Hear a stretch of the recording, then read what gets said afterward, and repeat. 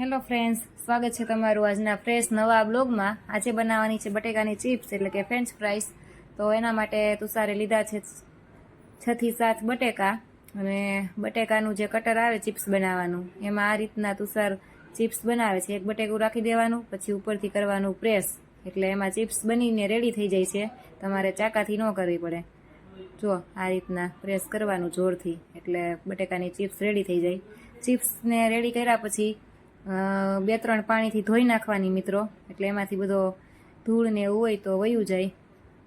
અને પછી એને તાજા પાણીમાં લઈને એમાં બાફવા માટે મૂકી દેવાનું મીઠું એડ કરીને। આ રીતના તુષારે થોડું મીઠું એડ કરી દીધું છે એમાં, અને પછી ચોખ્ખા પાણીમાં નાખીને અને ગેસ ઉપર એને આપણે બાફવા માટે મૂકી દેવાની છે। જો આ રીતના મૂકી દેવાની છે મોટા તપેલામાં। પછી એને 10 થી 15 મિનિટ સુધી, જ્યાં સુધી એકદમ સોફ્ટ ન થઈ જાય ત્યાં સુધી તમારે એને રહેવા દેવાની છે આ રીતના।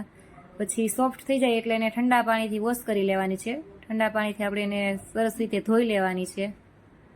જો મિત્રો, નળ નીચે મૂકી દીધી છે, ભાતિયામાં જ કાઢી લીધી છે એટલે બધું પાણી પણ જાતે નીતરી જાય।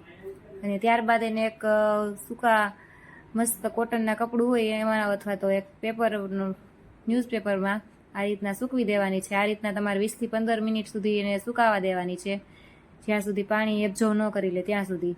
પછી સૂકવ્યા પછી પણ આ રીતના કોટનનું એક કાપડ હોય એમાં લૂછી લેવાની છે। આ રીતના લૂછાઈ જાય પછી એને આપણે તળી લેવાની છે।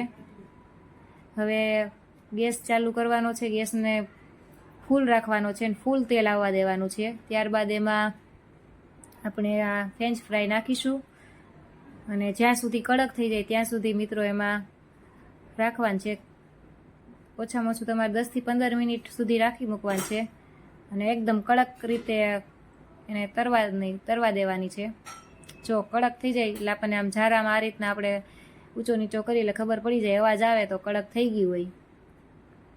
કડક થઈ ગઈ છે, બ્રાઉન કલરની થવા દેવાની મિત્રો। જો એકદમ મસ્ત બ્રાઉન કલર આવી જાય એટલે પછી તમારે સમજી લેવાનું કે હવે કડક થઈ ગઈ છે। અને આ રીતના ઝારો તમે કરો એટલે આપણને ખ્યાલ આવી જાય કે આ કડક થઈ જ ગઈ છે।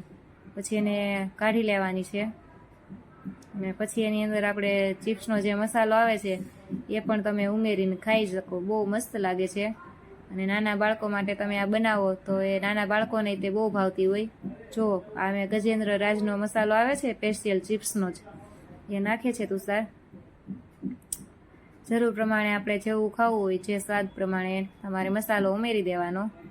પછી એને એકદમ સારી રીતના આ રીતના હલાવી દેવાનું, ઉચક નીચક કરવાનું એટલે મસાલો બધો એ ચિપ્સમાં એડ થઈ જાય। તો ચાલો મિત્રો, ખાવી હોય।